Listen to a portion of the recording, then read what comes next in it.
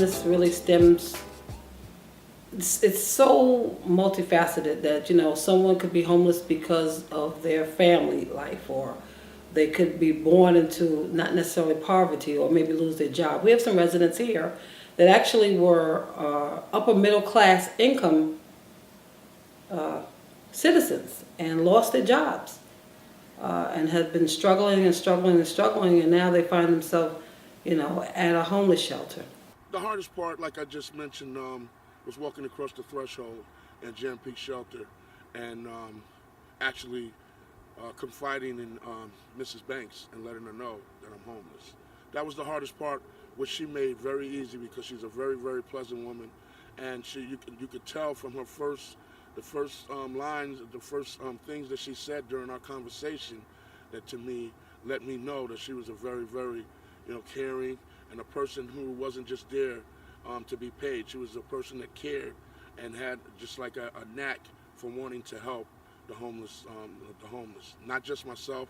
While my stay there, I think I was there close to 70 days in completing the assessments. But I watched her interview other people that came there homeless and whatever, and I could just see her genuine belief that that there should be help for the homeless, and she's helped not just myself, like I said, lots of people. The most gratifying aspect is giving back what was so freely given to me. When I was homeless, you know, I was,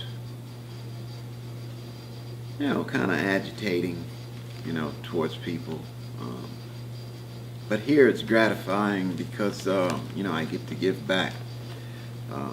I get to see the other side of it, you know, being on that side and realizing that homelessness is a serious, you know, issue in this community, in all communities, and it's rewarding, you know, to be able to feed people, to be able to clothe people when they ask for clothing or they need to bathe, you know, just being able to assist them in many ways.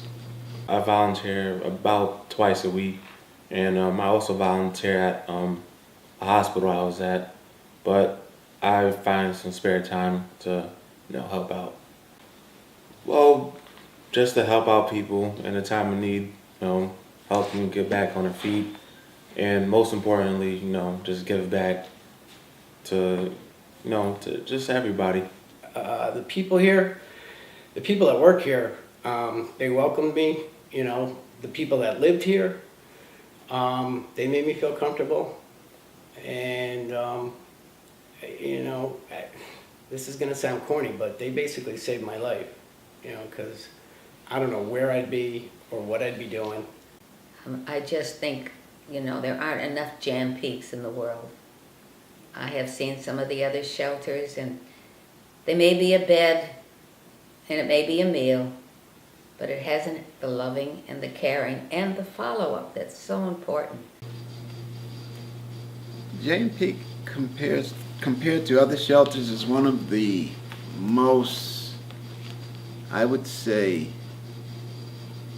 the only shelter in northern Westchester. It's very quiet up here. It's clean compared to some of the other shelters. They house many more people than we do.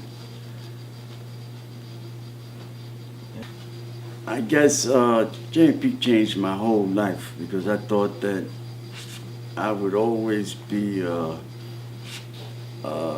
drug addict. I was going to die either a drug addict or in prison. And the people at Jan Peek changed my life. Guys, if you support this shelter and support us, I promise you we will become more than great citizens. We will become great citizens of the world. I'm not begging, what I want to say is, we would gladly appreciate it if you do. Thank you very much. Jan Peek is the best shelter out here. I just would like to not only contribute to my country, but I would like to help people. And that's why I came out on the video. So if you please support this shelter, I'll be more than happy to help every one of you. I know what they want to try. You can sense it, like, at least I can, what they want to try to do, and it's frustrating that they can't do it. for either because of lack of funding or because the program's not available or, things like that. Now, she ran a program that was really conducive to you being able to help yourself, and I'm just so grateful to be able to say some kind words about Gem Peak Shelter. My future plan would be that after I leave the shelter, I will find me a great place to live. I hope to have a good job, and I would like to start college and graduate. The best thing I remember is Miss Banks supporting my dream of going to school. So I would like to seriously thank her and everybody for that. That out there, that should be like a job center in itself. They should have 3 computers set up. They already have internet access, because the library, it's only 2 half-hour sessions they give you.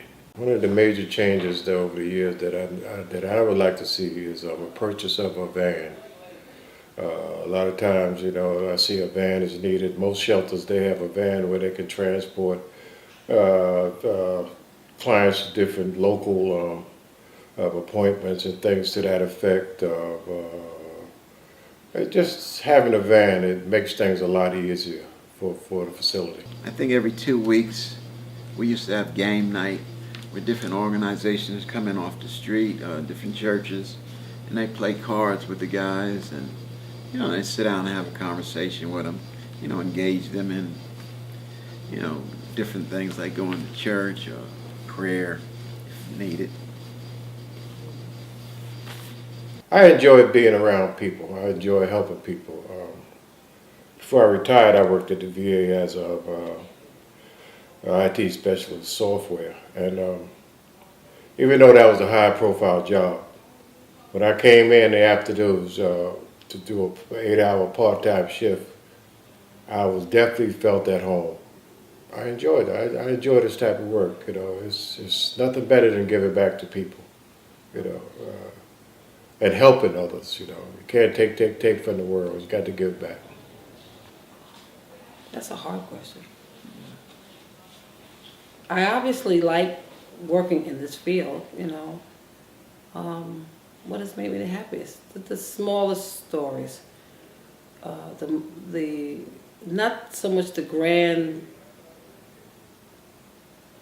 the biggest issues, or just say someone that just comes in desperate and leaves happy and satisfied.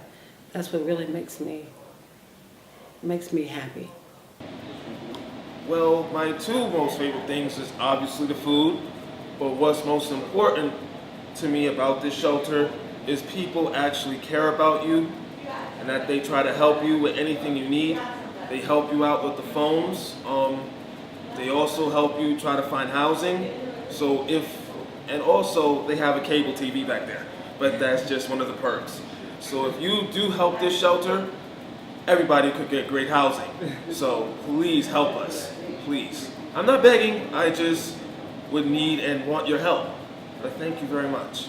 Thank you. I've also seen some of the people go through here and seen them come back and tell the story and what they're doing now. And you see these really wonderful, wonderful turnaround in their life, finding out who they really are and what they can do. Yes, we have a few residents that have done extremely well.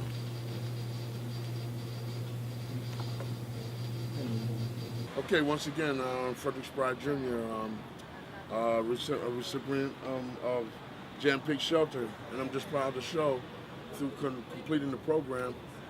This is the apartment that Westchester County and Peekskill's public housing helped me get through completing the program down in Gem Peak Shelter.